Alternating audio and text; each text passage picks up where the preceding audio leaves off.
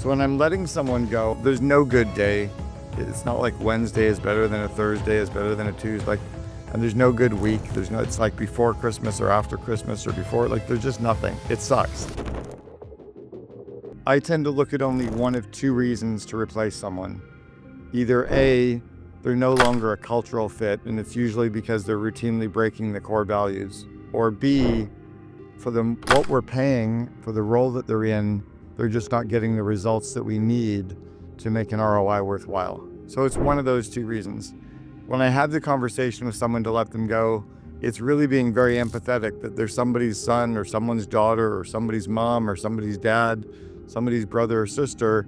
They need to be treated accordingly, right? They're humans with feelings, with families, so I kind of treat them that way. I also keep the discussion very brief. It reminds me of the day back when, I was trying to get into a bar and the bartender said, "I'm sorry, you can't come in, you're wearing running shoes." I said, "Yeah, but my friends are inside." And the bouncer said, "I'm sorry, you can't come in, you're wearing running shoes." I'm like, "My girlfriend is the general manager." "Sorry, you can't come in, you're wearing running shoes." I'm like, "I want to buy the bar." "Sorry, you can't come in, you're wearing..." They didn't debate, they just kept going back to the saying, so there was really nowhere for me to go.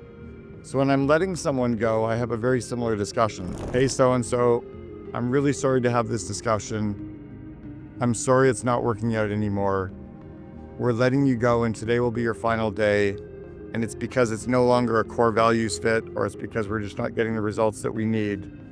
I have your termination letter and your termination pay here for you. And again, I'm sorry it didn't work out."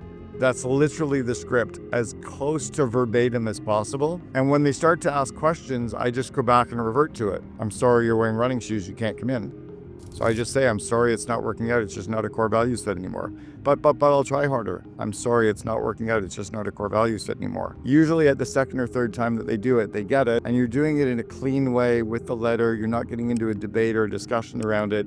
So it usually is an easy way for them to do it. I try to let people go at the end of the day, not in the middle of the morning, so that they can actually leave. Usually gives them time for maybe their coworkers to check in with them a half hour later when they've left. There's no good day. It's not like Wednesday is better than a Thursday is better than a Tuesday.